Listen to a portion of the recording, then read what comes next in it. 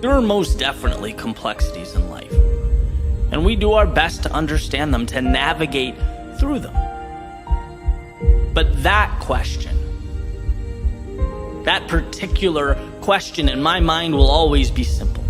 Do you have the courage to show them who you are? To make that decision. Not reflect back their wishes and their reality like a mirror, but create your own. Harness it. Carry it up the mountain like a torch through the night. See, what I've come to understand is that knowing simply is not enough.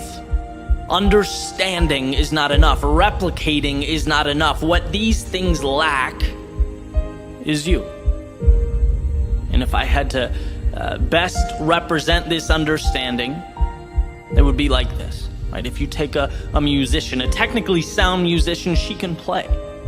A student of music, well, he can understand and recite. An expert in the craft, well, she can teach.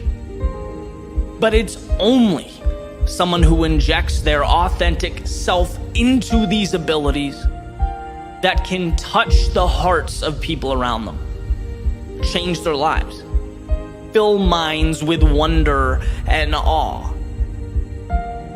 Because when you take a step back and really see what's going on, the songs that are sung, well, they're not sung because they are the most technical or most advanced, because they followed the rules. No, we sing them because they meant something when we heard them. Their authors had the courage to move a step beyond understanding and into the vulnerability that is self-discovery, that is creation. It is a microcosm of life. And in a world where comfort is not only pushed upon us, but it's the essence of what makes us human, saying no, well, it feels like running uphill. When you blend in, you can't be questioned. When you blend in, you rarely lose. When you blend in, there is no risk. But when you blend in, there is no you. And I'm not suggesting you missed the mark or you lost the battle. I'm suggesting that every once in a while, we need to be reminded that the journey has not even begun. That down the road, you'll see those people around you. They weren't so much concerned about you as they were themselves. That everyone is scared, everyone is unsure, no one knows or has the answer. But man, to see that, to feel that and move forward anyway, to know that you're worthy of a tomorrow greater than today, that is a courage rarely understood. And Emerson gives us, with that message, everything we need. The wisdom to know there's more, and most importantly, the courage to show yourself and the world who you are.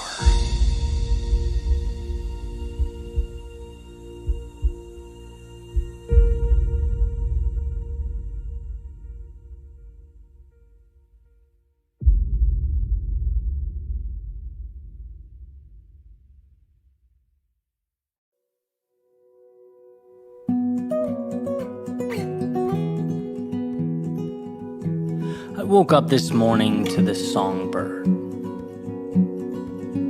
singing her sweet melodies like only she knows how. Perched above the street, looking down at the people, the cars, but somehow indifferent to all that below. Like her heart was fully immersed in her song.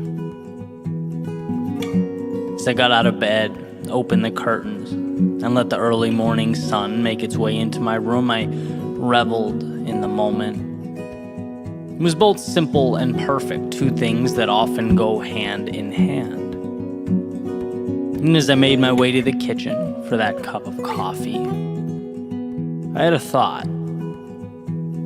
That little songbird out there, she'll never understand how beautiful she is.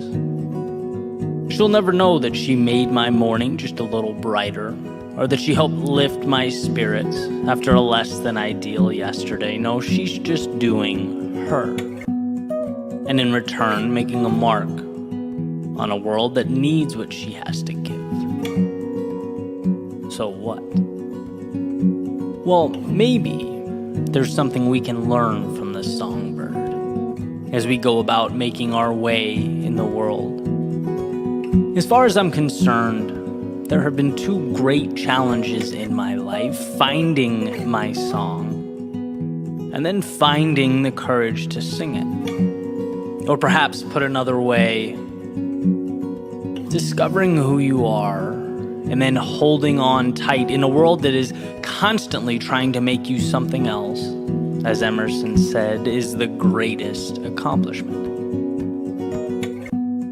It will always be a challenge to bring our thoughts to life because, well, people tend to only see what's placed right in front of them. And it's just not realistic to place tomorrow at someone's feet, but here's the magic. I don't think that songbird cares about being realistic. See, over time, we've done quite the dance, reality and I. Like a tug of war on where to lean and where to pull. What's worth my time, what's not, when to stay and when to go. It's a gray area that I've had to work through, and I know others have as well, trying something new, taking a risk, sharing their art with the world, going down a path with a high probability of failure. You know, when maybe we think we've found our song and we're singing, but no one seems to hear her. That's when the status quo has never looked so tempting, so ideal. When settling for the easy path has never seemed so appealing. No, never as appealing as when our songs seem to get lost in the ether. We know how hard it is to give a piece of ourselves to the world, and it seems odd not to get something back. But you know, I think this is when you must sing with all your heart and soul. Just like that songbird, indifferent to life below the branches of its tree. Well, so should you be to the factors existing outside the realm of what's best for you. It's not easy to uncover what makes you feel alive, and when you find that, live it. Own it, sing it at the top of your lungs, because it may seem like it's falling on deaf ears. But you just might be someone else's songbird, oblivious, like my feathered friend outside, to the beauty you are creating by just being you. By sharing what means the most to you with the world that, whether you realize it or not, needs to hear your song. So songbird, sing.